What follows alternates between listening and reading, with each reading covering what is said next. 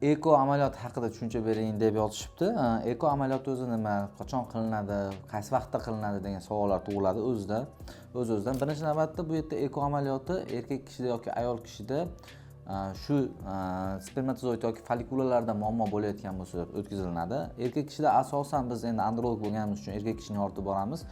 Azospermiya holatida moyakdan urug'larni izlab topganimizda urug'lar chiqsa, ushbu holatdagi urug'ni ayolning follikulasi bilan chachishtirish uchun eko amaliyoti bajariladi. U degani follikulani terib oladi reproduktologimiz va ushbu spermatozoid kirgizadi. Kirgizganda bu yerda embrion hosil bo'ladi. Hujayralar o'sib bo'linib parchalanib embrion hosil bo'ladi. Ushbu embrionni keyin transfer deyiladi, ayol bachadonga qo'yib beriladi. Shu eko amaliyoti deyiladi. Endi buni to'liq hozir tushuntirib berishim uchun sizlarga YouTube sahifamga video tayyorlayman. YouTube sahifamga ushbu video chiqqanda obuna bo'lib YouTube'ga ko'rishingiz mumkin bo'ladi bemalol. Endi